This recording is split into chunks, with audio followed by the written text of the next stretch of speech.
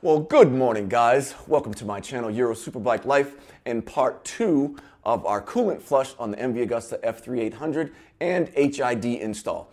It's the next morning. I'm going to play with the timeline a little bit here, but I had an opportunity to bring the bike up to temperature a couple of times so that the fan kicked on, and then let it completely cool off. I've done that twice, and I've checked the coolant level, and it did go down a little bit, but not enough to be in a comfortable range. So I used my trusty syringe, this guy here.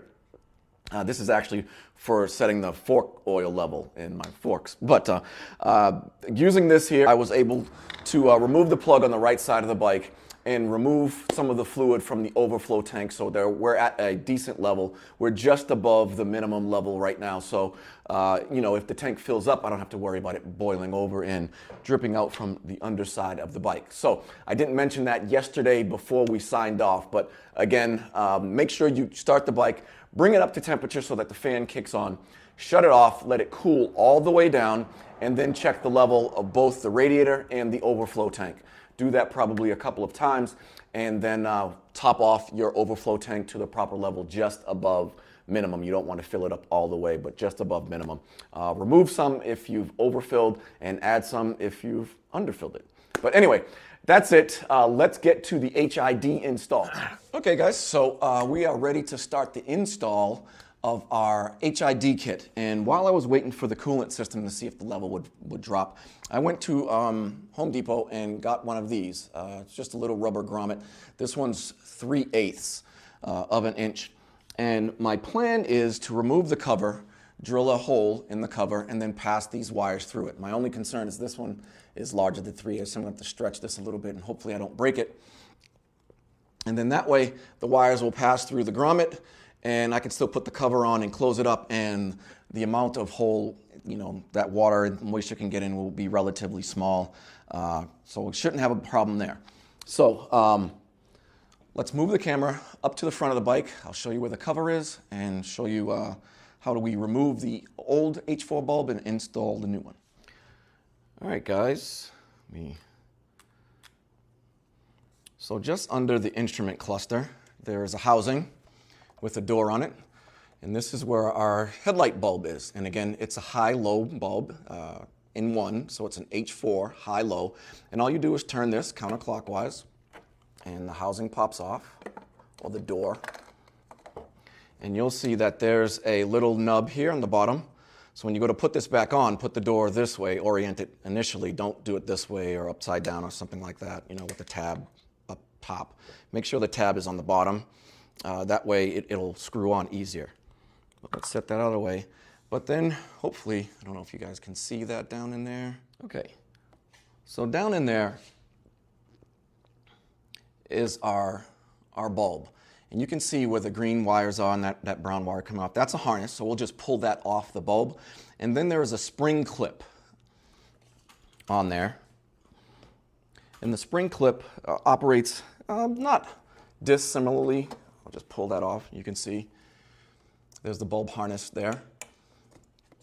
You really can't see down there, but there's a spring clip down here over in the bottom. And what you want to do is you want to push it forward and then down for the one on the bottom, and then forward and then up on the other spring clip, and that will release our bulb. So I'll push this one forward and then down, and then there's one right above it. You probably can't see it too much, but my finger is on it right there. We'll push it forward and then up. There we go. And the spring is released. The spring clip is released, so you can see it here. Just moving back and forth. So we just move that to the left, and then we can grab our old H4 bulb and pull it straight out. And there's our bulb. Okay, so now I'm going to get my new H4 bulb. This guy here. And my grommet. And what I'm going to do first is I'm going to squeeze this grommet, stretch it over this connector and pass these 3 connectors so that the grommet is on here. Hey guys, so I got the rubber grommet installed over the wiring harness here, you can see. And what will happen is, just a second.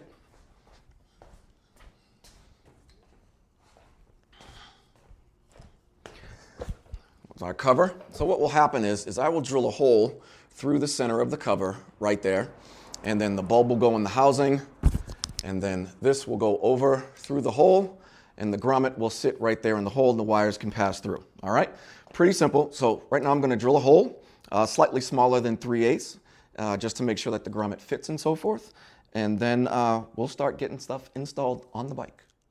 All right, guys, so slight change of plans with the grommet. The grommet that I got is too small. And the reason being is I forgot that my cover is hard plastic and that these actually still have to pass through here. So in order to get that through here, I had to make the hole considerably bigger, obviously, so that these could pass through there. So I need a different grommet, but I'll do that at a later date. So right now, I will just pass these, come on, go through there. 1,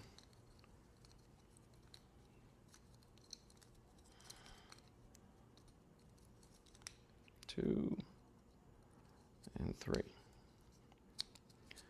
So I'll pass those through the hole. So now what we'll do, so now that's going through there really good. We can install our bulb, put that in place, and then start to make all of the electrical connections. All right, so we want to install our bulb in the reverse order that we took it out. So very simple. So now you can see our bulb is in place and our wire harness is coming through here. So now we'll get the ballast. We'll mount the ballast over here with some double-sided stick tape. Then we'll make our connections. And the only one I'm concerned about is this one, actually on the other harness, not this end, but the opposite end of the harness. And reason being, we still have to pass that through the same hole that I just drilled in the cover. So I think I'm going to have to take the pins out of the harness housing, pass it through the hole, and then put the pins back in the housing. All right. So again, this is the area where I'm going to mount my ballast on top of this air intake runner on the left side. So all I did was get some cleaner and a rag and just cleaned off the dust and dirt here. And I did the same thing for the back of my ballast. So I'm just going to put some double-sided stick tape on here and then put it in place. Ballast, tape, scissors. Okay, double-sided stick tape on there.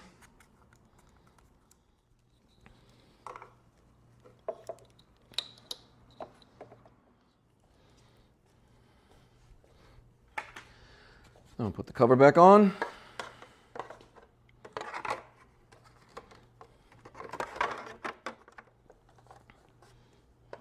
I'll put the screws back in place.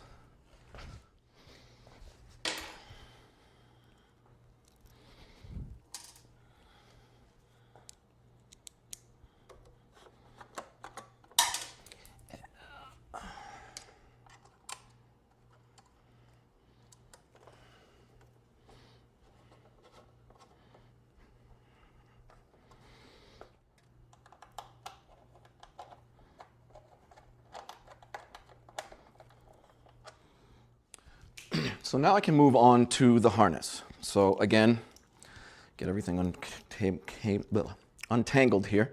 So this is going to run to our positive terminal. It has the fuse in it. This one is going to connect to our headlight, stock headlight housing. Again, I have to pull these pins out and they're pretty loose, so shouldn't be a big deal. I'll just pinch them down, pull them out, pass them through the cover, put them back in, okay? This one will connect to our ballast and this to the chassis somewhere as a ground. And we are going to clip off this really long one. So I'm going to do that now. Okay, so it's all clipped off. So now I'm just going to bend it over, then get a zip tie and clip it off so it's nice and tidy like that. All right. So I have a pretty good idea of where I want this to go.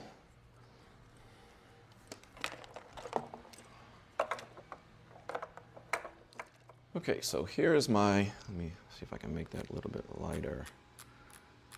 Yeah, that's about as good as it's going to get. So this box here, I think will sit really nicely right in this area, double-sided stick tape, right there. Right? Looks pretty good. So that's where I'm going to put that. Okay, guys, so I have my harness all double-sided stick taped up. And I remove the pins that will mount to our normal headlight harness. I remove the pins so that I can pass that through the cover, and then once it's through the cover, then I'll put these back in the harness in the appropriate manner. So now I'm just going to put this in place. So again, I'm going to install this in this fashion, right in the center.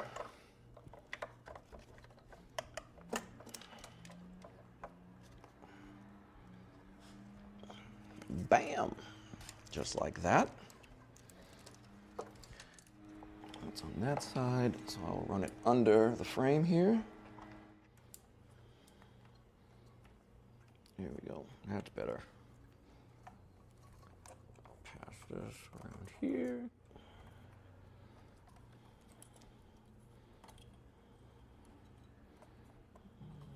And up through there, like that. Now I got plenty over here, and I can re-zip tie this here.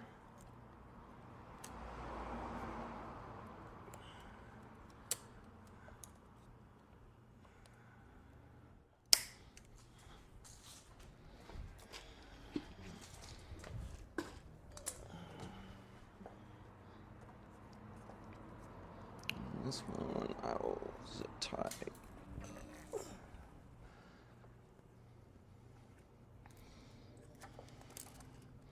on the inside.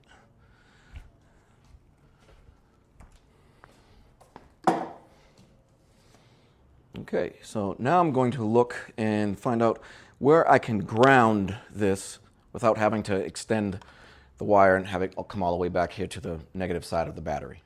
Okay guys, so I got everything installed, at least initially. The wires aren't routed the way I want them to. But let's fire it up and see if the lights work. So here's the moment of truth.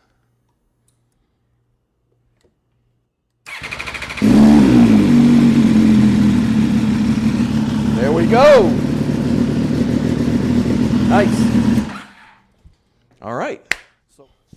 So now we know that the lights work. What I'll do is I'll route them the final way that I want them, and then I'll start getting the tank and everything back in place the way it's supposed to be, and you know, finish up for the day. I'm probably going to leave off the other fairings for at least one more day. I'm not in any rush to ride this, but I want to make sure that the coolant level doesn't drop anymore, and it'll be a pain in the butt if I put all the fairings back on it and then have to take them off to check the radiator level over here. So let me do a final wiring on the headlight and the HID, and then I'll bring you back in and show you what I've done. So here's the finished product, guys, or semi-finished product. You can see that the hole through the cover is too big for the wires that are going through there. I'll get another grommet at some later date and fix that, but for right now it's pretty good. Again, we don't get a whole lot of rain here in the Valley of the Sun in the desert, so not overly concerned with moisture getting in there, but I am concerned with dust, dirt, and debris getting in there, so I'll plug that pretty quick. The ballast is under the left side cover here, so it's invisible. Wires are coming out through the opening. Everything is zip tied and tucked neatly away. Our positive, or our power for our H4 bulb is running over there down the side of the bike. So that is it. Let's wrap this up, shall we?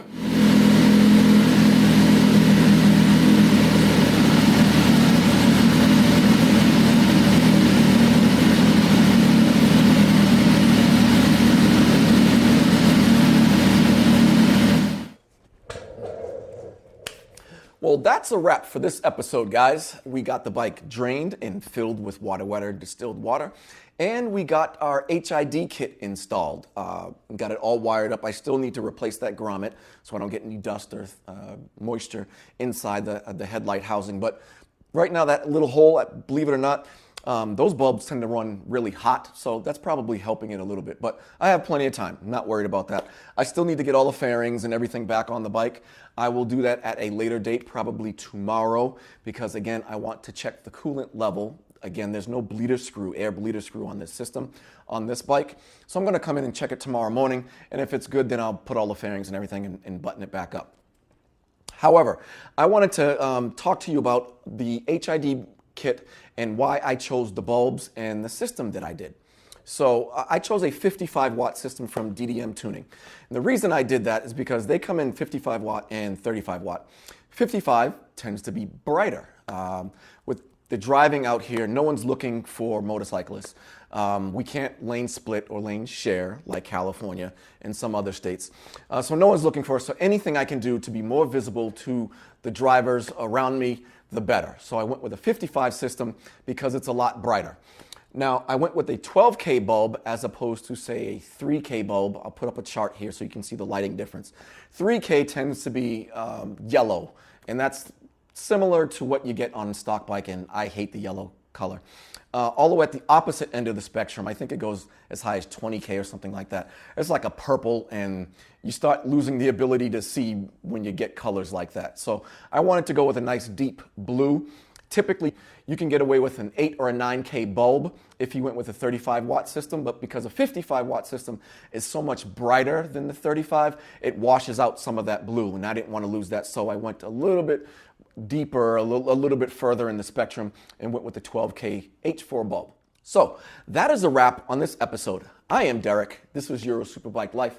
If you liked this video, please click like and give it a thumbs up. If you didn't, smash it and let me know why. Please leave a comment. Either way, I take that stuff to heart. I use that feedback to make better videos and better content. If you didn't like something about this video, let me know about it. If you just click I didn't like it or dislike or whatever and you don't leave a comment, then I don't know what I need to change. So please leave a comment.